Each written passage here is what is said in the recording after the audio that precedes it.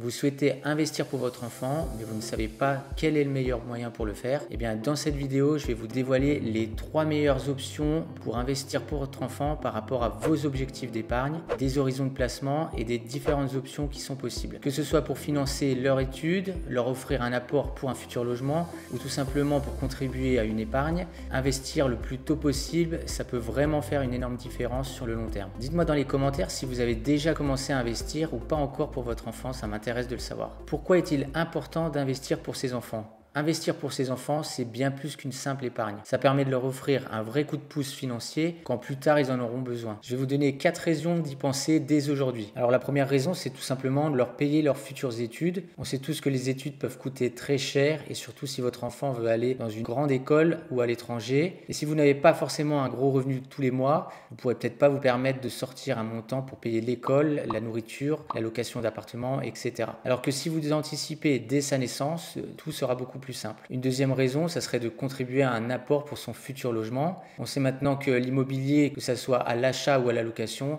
ça coûte toujours de plus en plus cher. Et en plus de ça, avec un apport personnel, les banques lui accorderont beaucoup plus facilement après que s'il n'a pas du tout d'apport. Une troisième raison, ça serait de l'aider à acheter sa première voiture. On voit parfois des jeunes de 18 ans qui passent leur permis, mais qui n'ont pas forcément l'argent pour acheter leur voiture juste après avoir passé le permis. Et ils sont parfois obligés d'attendre plus d'un an pour se payer leur première voiture. Alors que s'il y aurait une somme déjà disponible, ça leur permettrait d'acheter rapidement leur voiture et de pouvoir se déplacer sans frustration. Ou alors une dernière raison, ça serait de pouvoir les aider à lancer un projet ou une entreprise. Par exemple, si votre enfant est très ambitieux dès sa majorité et qu'il souhaite se lancer dans un projet ou ouvrir une entreprise, un capital initial peut être un atout énorme pour démarrer dans une vie professionnelle ou pour ouvrir un business. Donc là, je vous ai donné 4 raisons qui sont courantes, mais il en existe encore plein d'autres. Et vous voyez donc que plus vous commencez tôt à lui mettre de l'argent de côté, plus vous profiterez de l'effet des intérêts composés. Donc investir régulièrement, même une petite somme, ça peut faire une énorme différence sur le long terme. Alors maintenant que vous avez vu quelques raisons, on va voir les 3 points clés avant de commencer à investir. Il faut savoir qu'il y a 3 points qui sont très importants. Le premier, ce serait de définir votre objectif. C'est-à-dire, avant de commencer à investir, demandez-vous quel est l'objectif de cet investissement. Est-ce que c'est pour financer des études supérieures? Est-ce que c'est pour constituer un apport pour un logement? Ou alors pour fournir une épargne tout simplement à l'âge adulte? Et en définissant clairement vos objectifs, vous choisirez plus facilement les placements qui sont adaptés. Alors il n'y a pas de meilleure ou moins bonne stratégie, il faut simplement avoir une stratégie qui est adaptée à votre objectif. Maintenant que vous avez votre objectif qui est clair, il faut maintenant déterminer l'horizon de temps. Alors commencez par déterminer combien d'années il vous reste à investir pour votre enfant. Si vous investissez dès sa naissance ou si vous investissez à partir de ses 14 ans, le facteur temps sera totalement différent et le placement que vous choisirez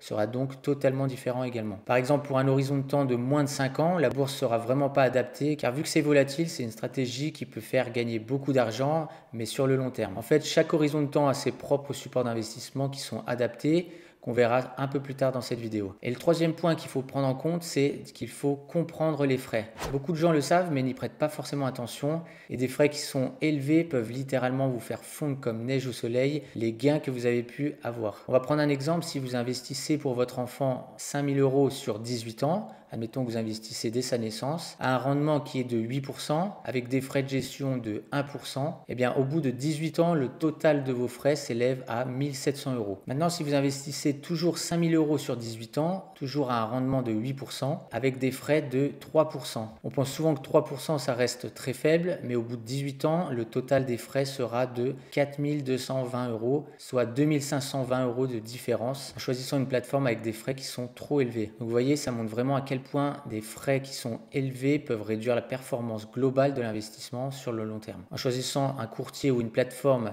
qui serait à 1% au lieu de 3, vous aurez pu gagner 2 520 € en plus dans votre poche. Maintenant que vous avez défini votre objectif, l'horizon d'investissement et que vous savez que les frais sont importants, on va voir comment investir votre argent dans les 3 meilleures options d'investissement. Si vous voulez investir à court terme, c'est-à-dire moins de 5 ans, vous ne devez prendre aucun risque et votre argent doit pouvoir être récupérable facilement. Votre choix choix devra clairement se tourner vers les livrets d'épargne et plus précisément vers le livret A. Son rendement actuellement est de 2,4%, donc il est en dessous de l'inflation. Mais avec le livret A, vous ne pouvez en aucun cas perdre votre capital et son plafond est de 22 950 euros. Vous recevrez des intérêts une fois par année qui sont exemptés d'impôts. Et par contre, son inconvénient, c'est que le rendement est limité et qu'il ne combat malheureusement pas l'inflation. Si au contraire, votre horizon de placement est supérieur à 5 ans, c'est-à-dire entre 5 et 10 ans, le placement à privilégier, c'est l'assurance vie. Alors avec l'assurance vie, vous pouvez soit ouvrir directement un contrat au nom de votre enfant pour qu'il puisse en jouir directement à sa majorité, ou alors vous choisissez d'ouvrir à votre nom, mais vous pouvez renseigner le nom de votre enfant et vous lui ferez une donation quand vous le souhaiterez. Sachez qu'avec une assurance vie, vous bénéficiez d'avantages fiscaux super intéressants après 8 ans de détention, donc il est important d'ouvrir un contrat le plus tôt possible. J'ai d'ailleurs fait une vidéo sur tous les avantages de l'assurance vie, je vous mets le lien de celle-ci juste au-dessus de cette vidéo. Alors dans une assurance vie, vous aurez le choix d'investir dans des unités de compte qui proposent de placer votre argent en bourse, dans des actions ou dans des ETF. Le but cette fois-ci, c'est de prendre un peu plus de risques et avoir le plus de rendement possible tout en minimisant les frais. Alors l'assurance vie que moi je vous recommande clairement, c'est le contrat Linksea Spirit 2 qui propose un large choix de supports d'investissement et c'est l'un des contrats en France où il y a les frais les plus bas. Si vous voulez plus d'informations, je vous mets le lien de ce contrat dans la barre de description. Et pour un horizon d'investissement long terme, c'est-à-dire plus de 10 ans, investir en bourse via un compte titre est une bonne option. Le compte titre permet d'investir dans des actions, des ETF et des obligations sur les marchés du monde entier. Alors le compte titre, il est plus approprié si vous avez de fortes convictions sur des actions qui sont spécifiques, mais par contre, son inconvénient, c'est qu'il n'a pas d'avantage fiscal. Vous devrez donc payer la flat tax de 30% sur tous les dividendes que vous recevrez, mais aussi sur les plus-values réalisées en cas de vente. C'est-à-dire que si vous recevez des dividendes tous les mois, vous devrez vous-même payer la flat tax à chaque dividende reçu. Donc ça peut être un frein sur certains parents. Ou alors, il faut choisir des ETF qui sont capitalisants,